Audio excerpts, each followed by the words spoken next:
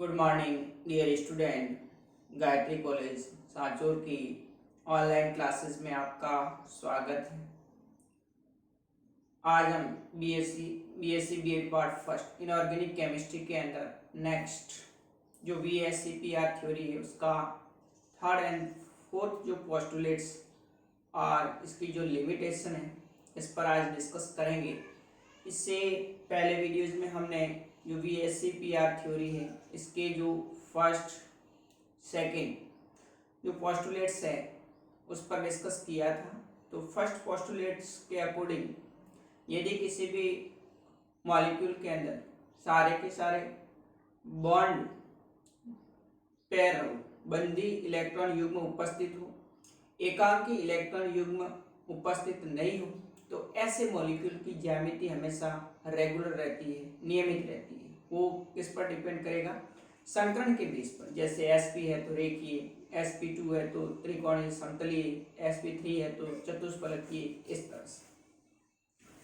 फिर हमने दूसरा पोस्टुलेट्स पढ़ा था कि यदि किसी मॉलिक्यूल के अंदर बॉन्ड पेयर बंदी युग्म के साथ साथ में लॉन पेयर एकांकी इलेक्ट्रॉन युग्म आ जाए तो ऐसी स्थिति में उनके बीच में प्रतिकर्षण के कारण सबसे ज्यादा लॉन पेयर के बीच में, उससे कम लॉन पेयर बॉन्ड पेयर के बीच में, और उससे कम बॉन्ड पेयर के बीच में प्रतिकर्षण होता है। तो इस कारण से उन एकांकी इलेक्ट्रॉन युग्म और बंदी युग्म के बीच में प्रतिकर्षण के कारण उसकी जो ज्यामिति होती है वो विकृत हो जाती है। ये था सेकंड पोस्टुलेट्स VSCPR थ्योरी का, जिसमें हमने पढ़ा था कि sp जो संकरण है उसको छोड़ करके बाकी जितने भी संकरण हैं उनमें कुछ ऐसे मॉलिक्यूल होते हैं जिनके अंदर संकरण तो वही है लेकिन उसकी ज्यामिति वो डिफरेंट होती है। उसका कारण उसमें बंदी युग्म और एकांकी इलेक्ट्रॉन युग्म प्रतिकर्षण के कारण उसकी ज्यामिति कैसी हो जाती है? विकृत हो जाती है। तो ये हमने डिस्कस किया था सेकंड पोस्टुलेट्स के अंदर। जैसे sp3 है तो sp3 के अंदर अपन ने एग्जांपल पढ़ा था, जैसे CH4 मेथेन है, अमोनिया है, H2O, तीनों के अंदर संकरण sp3 है लेकिन ज्यामिति डिफरेंट है, अलग अलग है। मीथेन होता है उसकी ज्यामिति चतुष्फलकीय, अमोनिया इसकी ज्यामिति पिरामिडीय, और H2 होता है इसकी ज्यामिति V शेप की होती है। फिर आज हम डिस्कस करेंगे थर्ड और फोर्थ पोस्टुलेट्स के। तो थर्ड पोस्टुलेट्स कहता है, थर्ड नियम है इसका VSCPR थ्योरी का, कि यदि किसी भी मॉलिक्यूल के अंदर जो सेंट्रल एटम होता है, केंद्रीय परमाणु होता है, उस केंद्रीय परमाणु की विद्युत ऋणता जो उससे सराउंडिंग एटम जो जुड़े हुए अन्य परमाणु हैं उनसे यदि अधिक है तो हमेशा बंदी युग्म जो इलेक्ट्रॉन है उनका आकर्षण सबसे अधिक विद्युत ऋणी परमाणु की ओर होता है। तो अधिक विद्युत ऋणी परमाणु की ओर होगा तो उसके बीच में क्या होगा? प्रतिकर्षण होगा। इस प्रतिकर्षण के कारण उसका जो बॉन्ड एंगल है वो क्या होता है? बढ़ जाता है। तो जो थर्ड पोस्टुलेट्स हैं वो थर्ड और फोर्थ दोनों ये किसी भी मॉलिक्यूल के अंदर जो बॉन्ड एंगल है उसके बारे में स्टडी करवाता है। तो देखिए, सपोज मॉलिक्यूल Ab2 मॉलिक्यूल है, तो इस Ab2 मॉलिक्यूल के अंदर A है वो केंद्रीय परमाणु है और उससे जुड़े B है वो सराउंडिंग एटम। अब यदि इस मॉलिक्यूल के अंदर यदि A परमाणु की विद्युत ऋणता यानी केंद्रीय परमाणु इसकी विद्युत ऋणता इस सराउंडिंग एटम यानी जो B परमाणु जुड़े हुए हैं इससे अधिक है, तो इस बंदी युग्म जो इलेक्ट्रॉन है उसका ज्यादातर आकर्षण किस तरफ रहेगा? जो अधिक विद्युत ऋणी परमाणु केंद्रीय परमाणु होता है उसकी तरफ। तो ये बंदी युग्म जब इस केंद्रीय परमाणु की ओर जाएंगे तो इन इलेक्ट्रॉन के बीच में क्या होता है?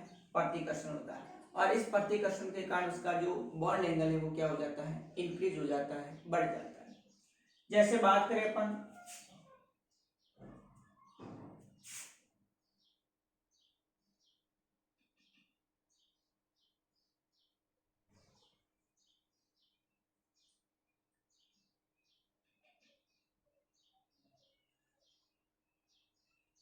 H2O और H2S की,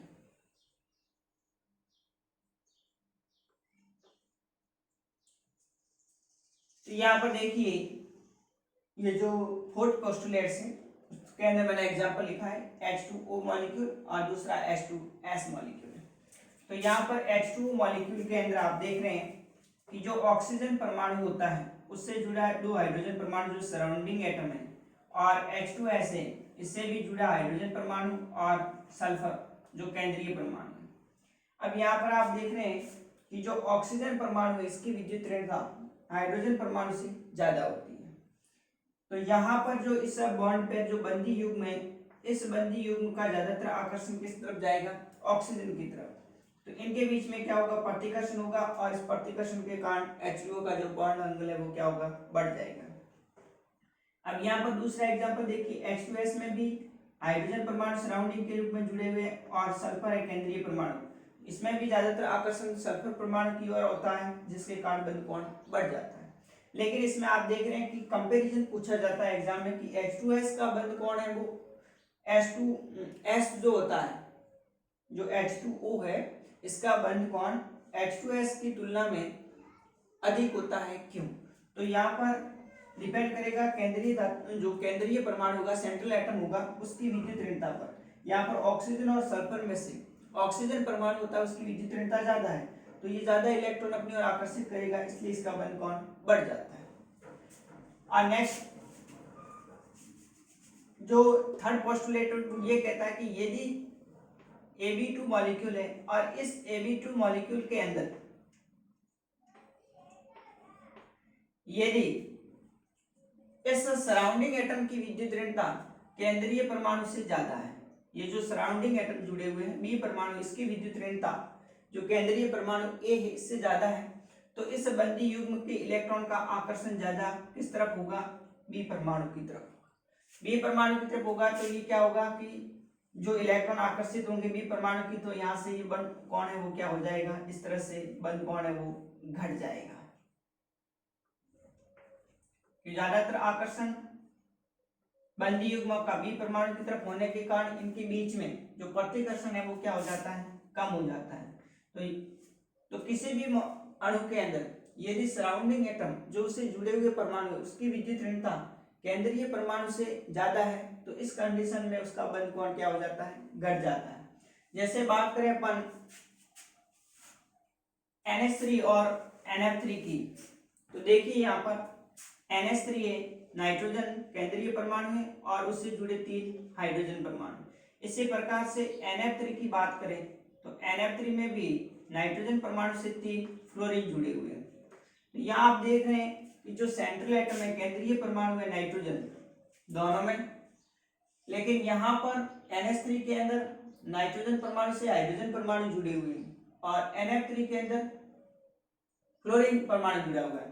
तो हाइड्रोजन और फ्लोरीन की तुलना में फ्लोरीन की विद्युत ऋणता ज्यादा होती है, तो यहाँ जो बॉन्ड पे बंदी युग्म है उसका आकर्षण ज्यादा फ्लोरीन की तरफ रहेगा, तो इसके बीच का जो बॉन्ड एंगल है वो क्या हो जाएगा?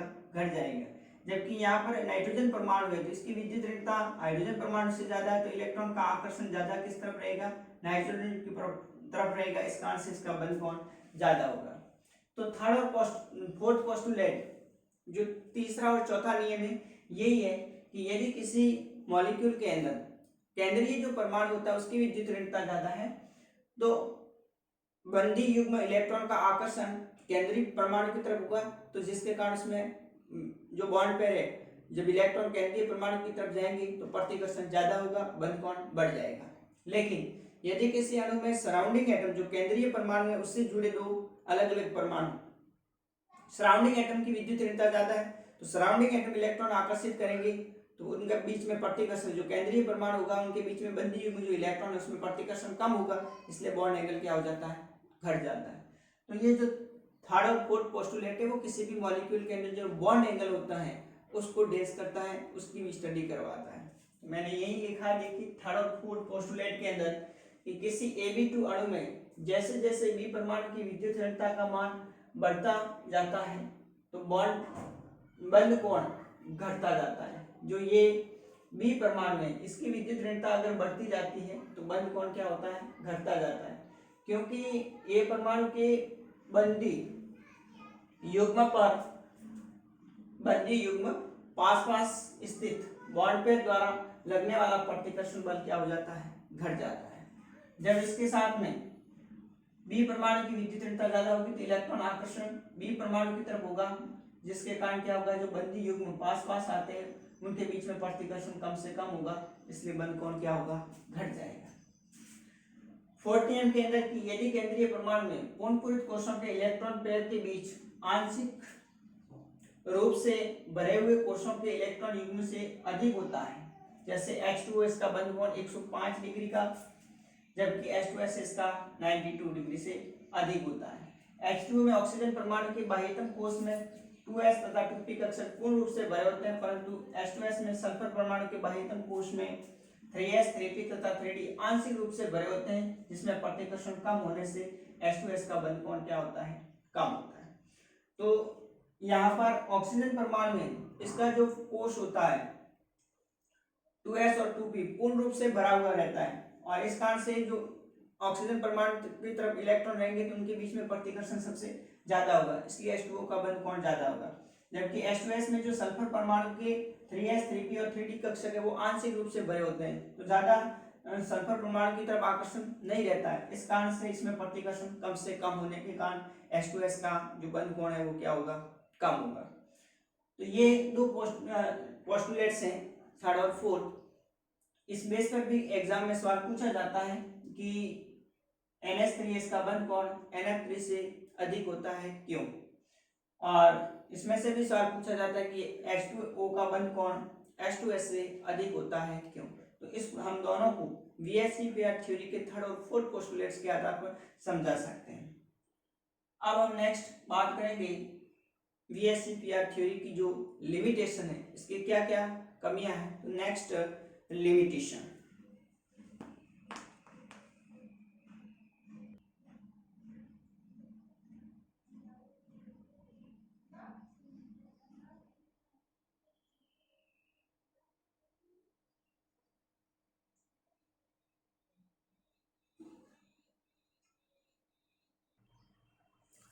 देखिए इसकी जो लिमिटेशंस है VSEPR जो थ्योरी सिद्धांत उसके जो दोष है, उसकी जो कमियां हैं, उसके अंदर फर्स्ट है कि यह सिद्धांत उन अणुओं की ज्यामिति को नहीं समझा पाता जिसमें अत्यधिक ध्रुवीय बंध उपस्थित हो।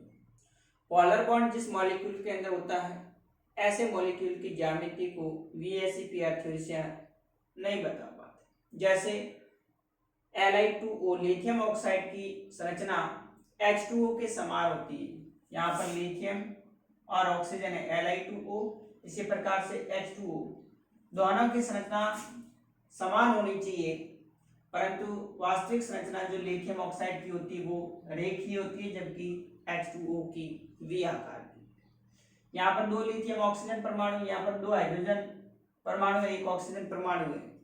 आपको लगता दोनों सेम है तो इसकी संरचना भी इस प्रकार से लग रही होगी कि दोनों की आकृति वी शेप की होगी, लेकिन लिथियम ऑक्साइड होता है वो ज्यादा पोलर होता है, ध्रुवीय होता है, इस कारण से इसकी जो संरचना होती है वो रेखीय है, जबकि H2O की वी आकार की होती है। तो इस सिद्धांत से VSEPR थ्योरी से हम जो अत्यधिक ध्रुवीय बंध युक्त यौगिक होते हैं, अणु होते हैं, उनके हम ज्यामिति को निर्धारित नहीं कर पाते। दूसरा, ये सिद्धांत उन अणुओं की आकृति को भी नहीं समझाता जिसमें अत्यधिक विस्थानीकृत पाई इलेक्ट्रॉन सिस्टम उपस्थित हो।